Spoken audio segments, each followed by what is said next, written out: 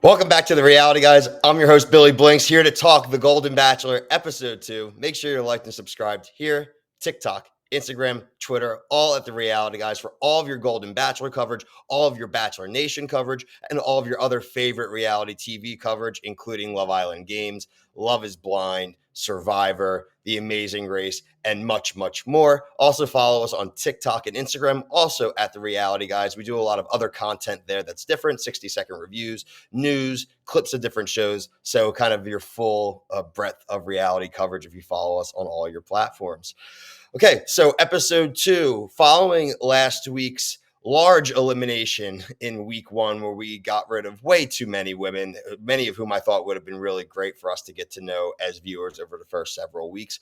But I digress. We did start this week with 13 women, and we started right off the bat with a little bit of a Bachelor classic type of conversation with the women. The women are upset at Nicole. Nicole with 2 L's.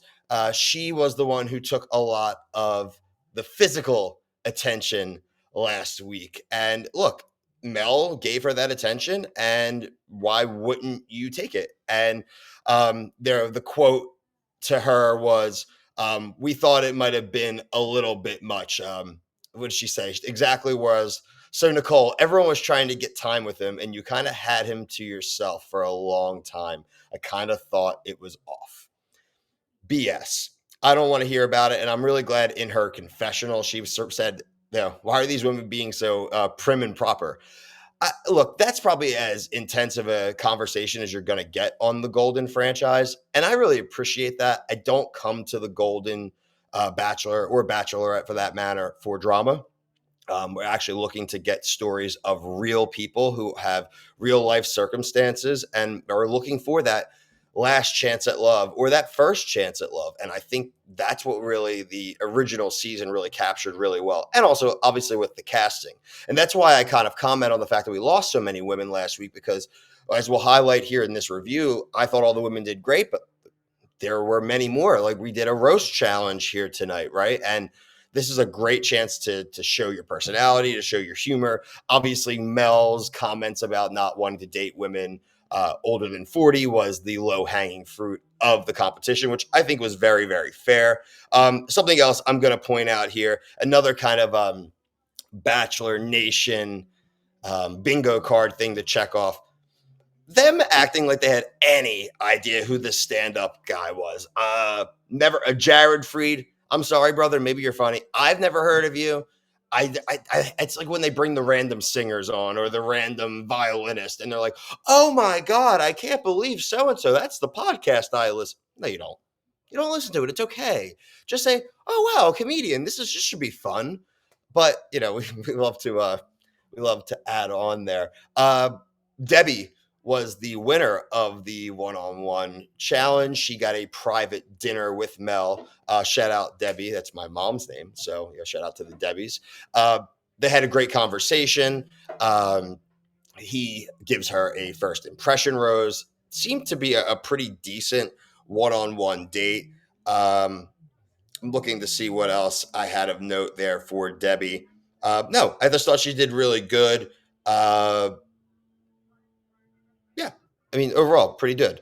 Debbie, sorry. Make sure I didn't say that wrong. Debbie received the one-on-one date. Excuse me. Nicole, who we were just talking about, won the group date. Excuse me. A little bit of a flub there. But Nicole, obviously, kind of keeping the momentum of taking the crap from everybody, goes ahead and wins. So, sorry, Debbie, but shout out to Debbie, who gets the one-on-one date, who we will talk about next. Nicole does great. Shout out Nicole. Sorry again for the mix-up of names there. The one-on-one for Debbie, they went to this one was fun, actually. The one-on-one date was Chef Ludo. Now, I maybe would believe that possibly they would know who a Michelin star chef is over the stand-up comedian. Taught them how to make some stuff, which I thought it's a great date. A cooking class is a great date for regular folks. So guys watching here, ladies watching here, do it with your significant other, or do it even as like a first date. It's like a really good icebreaker. I thought it was really funny. I thought that they looked cute together. I believe she had mentioned she had never been married. So that is going to be an interesting one. It's a really cool dynamic to see someone not giving up on love later in life. And like I said, regardless of if it works out for them, I do like seeing these people put themselves out there. What else do I have here? Yeah, okay.